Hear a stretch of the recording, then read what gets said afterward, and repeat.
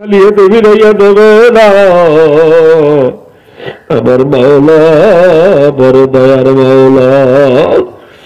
আমার মাওলা কেমন দয়ার। ছোট্ট একটা ঘটনা। কারণের নাম তো আপনারা সবাই শুনছেন। বড় মুজরিম ছিল, বড় ভাইরা। মুসা আলাইহিস সালামের বিরোধিতা করত, দুশমনী করত, যাকাতকে অস্বীকার করছিল। তার সবচেয়ে বড় আর একটা অপরাধ ছিল, মুসা আলাইহিস সালামের বিরুদ্ধে মিথ্যা জেনার তহমত লাগাইছে। যেরকম নাউজুবিল্লাহ। মুসা আলাইহিস সালাম নবীদের ভিতরে সবচেয়ে রাগী নবী ছিলেন। ভাইরা, তিনি যখন রাগ হইতেন চেহারা লাল হইয়া যাইত, চোখ দুটো এমন কঠিন আকার হইত, চোখের দিকে তাকাইলে অনেকে ভয় পাইয়া বেহুশ হয়ে পড়িয়া যাইত। এমনকি ভাইরা মাথার চুল গুলো এমন ভাবে দাঁড়াইয়া যাইত, পাগড়ির ফাঁক দিয়ে চুল বাহির হইয়া যাইত। এরকম রাগী মানুষ মনে হয় দুনিয়ার দ্বিতীয় আর কেউ ছিল না। এইটা ছিল মুসা আলাইহিস সালামের ভাইরা একটা স্পেশাল মাওলার শান। সবাই বলুন সুবহানাল্লাহ। মুসা আলাইহিস সালামের বিরুদ্ধে যখন জিনার তহমত লাগাইছে, রাগে ভাইরা চেহারা লাল হইয়া গেছে, থর থর থর থর করে কাঁপতেছে। এক পর্যায়ে সেজদায় পড়িয়া মাওলার দরবারে কাঁদতেছে, মালিক আমি কি অন্যায় করলাম, কি অপরাধ করলাম? কারণ আমার বিরুদ্ধে এত বড় মিথ্যা তহমত লাগাইছে। আমি তো এখন উম্মতের সামনে মুখ দেখাইতে পারি না, আমার লজ্জা লাগে। মালিক তোমার কাছে নালিশ দিলাম, তুমি আর ফয়সালা করো। মুসা আলাইহিস সালামের কান্নায় মাওলার আরশ গরম হইয়া গেছে। যেরকম সুবহানাল্লাহ। আল্লাহ পাক রব্বুল আলামিন বলেন, হে মুসা সিজদা থেকে তাড়াতাড়ি মাথা উঠাও, তোমার কান্না আমি সহ্য করতে পারি না। তুমি যা চাও তাই আমি করব। যাও, জমিন তোমার তাবে বানাইয়া দিলাম, তুমি এখন যা হুকুম করবা তাই হইবে। বিচারের দায়িত্ব তোমার হাতে দিয়ে দিলাম। আমার মাওলা মুসা আলাইহিস সালামকে এই ক্ষমতা দিয়া মুসা আলাইহিস সালামের তামাশা দেখতে আছেন আর আমাদেরকে শিক্ষা দিতে আছেন। মুসা আলাইহিস সালাম ক্ষমতা পাইয়া সিজদা থেকে দাঁড়াইছেন।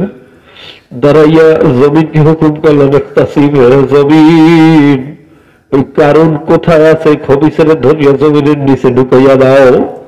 হুকুম করার সঙ্গে সঙ্গে জমিন খাটো হইয়া কারণ সামনে উপস্থিত হইয়া গেছে, হাঁটু পর্যন্ত মাটির নিচে ঢুকিয়া গেছে।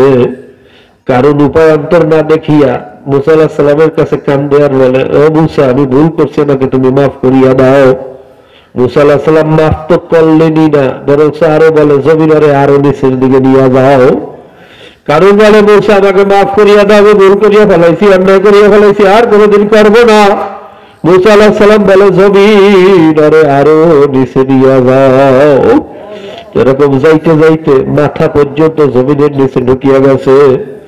তাফসীরের ভিতরে আসছে কিয়ামত পর্যন্ত কপাল পোড়া শুধু নিচের দিকেই যাইতে থাকবে। ওর শাস্তি দুনিয়ার থেকে শুরু হয়ে গেছে। ভাইরা, ও শাস্তি পাওয়ার উপযুক্ত ছিল। জবানার নবীর বিরুদ্ধে মিথ্যা জেনার তহমত লাগাইছে, যাকাতকে অস্বীকার করছে, এরকম আরো এমন অপরাধ করছে যার জন্য শাস্তি পাইরা উপযুক্ত, কোনো সন্দেহ নাই। কিন্তু আহকামুল হাকিমিন রব্বুল আলামিন আমার মাওলা কি বলতে আছেন আর কি শিক্ষা দিতে আছেন? আমার মাওলা ডাক দিয়া বলতেছেন, ইজ্জতি লাবিস্তাগা সাবিলা ওয়াস্তুহু। হে নবী মুসা, আমার পাক ইজ্জতের কসম খাইয়া বলছি, কারণ তোমার কাছে বারবার বিনয় করিয়া ক্ষমা চাইল, তুমি একবারও তাকে মাফ করতে পারলে না।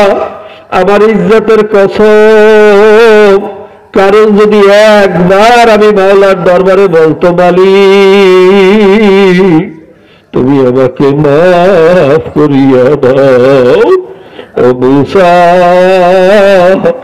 আমার পাক জালালিয়াতের কসম, আমি ওরে মাফ না করিয়া পারতাম না, আমি ওরে জমিনের থেকে টানিয়া উপরে দাঁড়া না করাইয়া পারতাম না।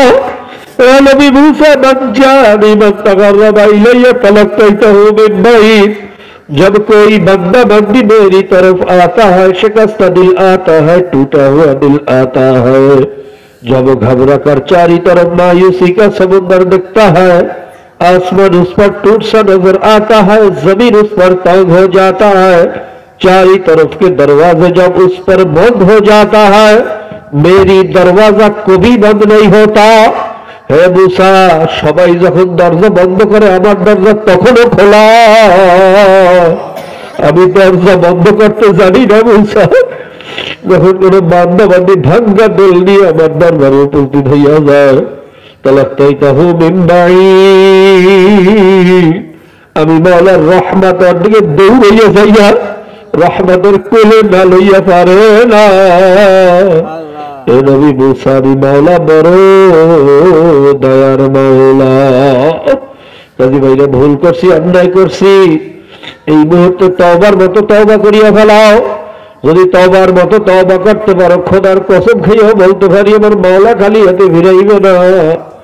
বাবা, দাহিয়া কলবির মতো মানুষকে যদি মাওলা মাফ করতে পারেন, আল্লাহ।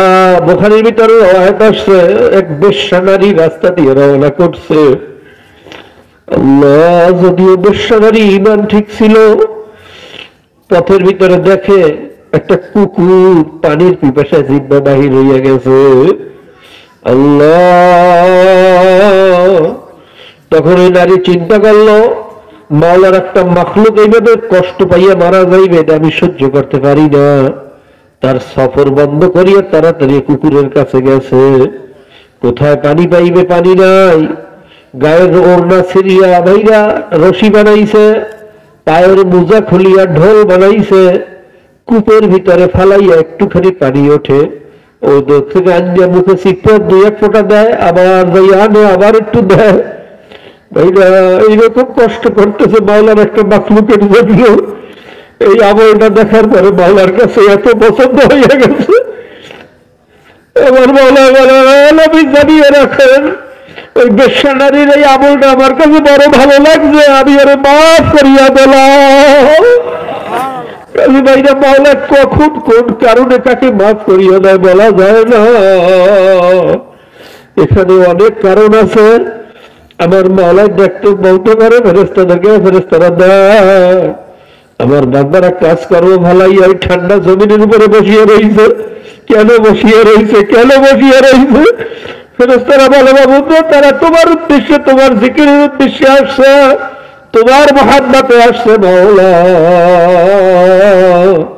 আমার মাওলা বলতে পারে, ফেরেশতারা সাক্ষী থাক, যেই বান্দাবান্দি আমার মহাব্বতে কষ্ট করিয়া শীতের ভিতরে বসিয়া রয়েছে, তোরা সাক্ষী থাকা, আমি ওদের সবাইকে মাফ করিয়া দিলাম।